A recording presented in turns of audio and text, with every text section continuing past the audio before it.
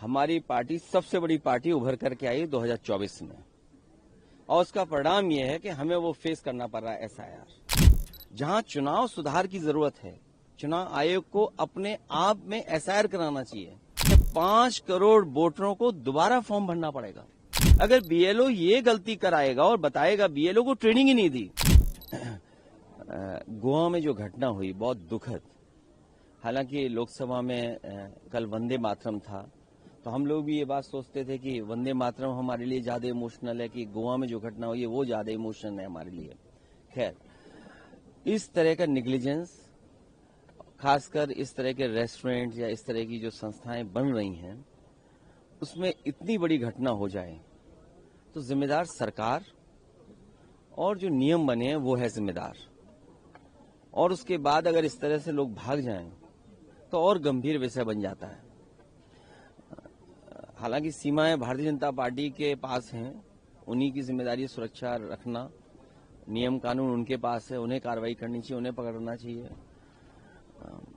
UP में भी इसी तरह लोग भाग जाते हैं। कफ सिरप का मामला है, सामान्य घटना हो तो बुलडोजर तैयार रहता था, इधर कफ सिरप का इतना गंभीर मामला हुआ है जिसमें बड़े लोगों की जान गई, सब बीजेपी के लोग शामिल हैं। सुनने में आ रहा है जो बुलडोजर इन्होंने खरीदे थे उसके ड्राइवर भाग गए हैं, बुलडोजर की चाबी खो गई है, कहीं कुछ नहीं हो रहा है। कोई सोच सकता है, हम तो ये मानते थे 100 करोड़ का है घोटाला, लेकिन अब जो बातें निकल करके आ रही हैं वो कई हजार करोड़ का घोटाला है। और यही नहीं, जिन विभागों को कार्रवाई करनी है वो सब विभाग मुख्यमंत्री जी के पास हैं। अगर उन्हें मौका मिल जाए मुख्यमंत्री जी को बात को दबाने के लिए, तो कहीं इनकाउंटर कर देंगे और आपका सहयोग मिल जाएगा, इनकाउंटर न्यूज बड़ी हो जाएगी, कोविड और कफ सिरप की न्यूज छोटी हो जाएगी। गंभीर विषय है, आप भी इसमें मदद करें।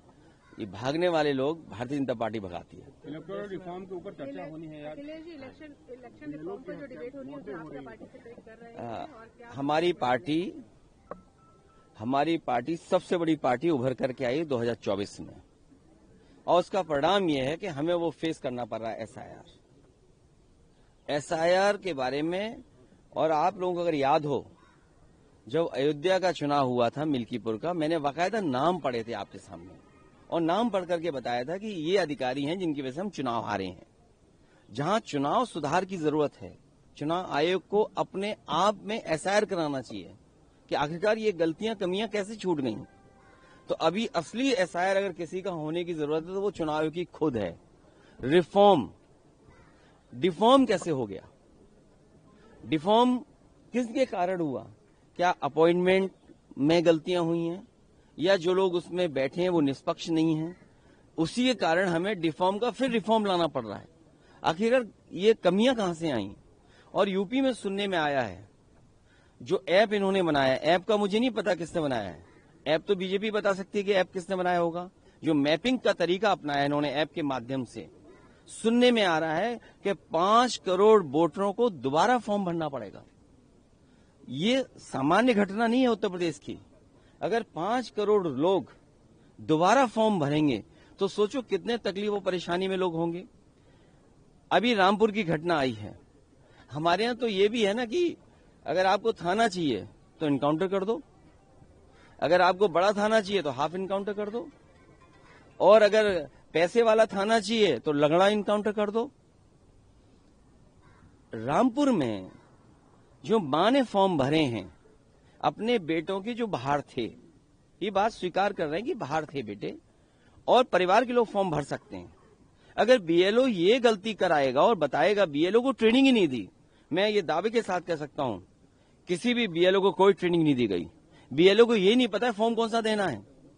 अगर उस परिवार में ये बात कही जाएगी कि आपके बेटे बाहर हैं तो इनको नया वोट वाला फॉर्म भरना पड़ेगा, जबकि 2003 की वोटर सूची में उसका नाम है। डीएम साहब को क्योंकि नंबर बढ़ाना है, रामपुर से हट करके नोएडा डीएम बनना है, इसलिए उन्होंने जानबूझ करके मुख्यमंत्री जी के आने से पहले एफआईआर दर्ज कराई है। मां नूरजहां के ऊपर इसलिए एफआईआर दर्ज की है कि उन्होंने गलत फॉर्म भरा है। 2003 में अगर फॉर्म है तो परिवार का कोई सदस्य फॉर्म भर सकता है। और दावा ये करे सरकार के लगभग 3 करोड़ से ज्यादा लेबर यूपी के बाहर है।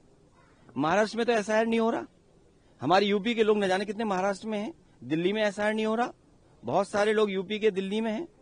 तो अभी हाल ही में हमने देखा दिल्ली का एक वोटर, कोई सांसद 2 जगह वोट डाला। कोई सांसद, भारतीय जनता पार्टी के पास ये आजादी है, ये इम्यूनिटी है कि वो कोई सा कानून, कोई सा नियम तोड़ सकते हैं। दिल्ली में भी वोट डाला और बिहार में भी वोट डाला। अब यूपी के लोग बिहार में तो हैं ही हैं, यूपी के लोग यहां भी हैं, दिल्ली में, बम्बई में है, गुजरात में है। चलो गुजरात में तो एसआईआर हो रहा है। मुंबई में जो बड़े पैमाने पर हमारे लोग रह रहे हैं, उनका वोट कैसे बनेगा? तो ये जानबूझ करके जो रामपुर की घटना है बनाई गई है और प्रचार करने के लिए कि मुसलमान हैं, इनको थोड़ा डरा दो, धमका दो। ये एसआईआर नहीं है, ये एसआईआर के बहाने एनसीआर हो रहा है, एनआरसी हो रहा है। और एनआरसी इसलिए कर रहे हैं कि मुख्यमंत्री जी कह रहे हैं हम डिटेंशन कैंप बना रहे हैं, इसमें घुसपैठियां हैं, हम उनको बंद करेंगे। तो ये सोची समझी रणनीति के तहत नाम निकालना, एफआईआर दर्ज कराना, डिटेंशन सेंटर की बात करना, घुसपैठियों की बात करना, केवल डराने का काम हो रहा है। धन्यवाद। प्रभातखबर.com, विश्वास वही, रफ्तार नहीं।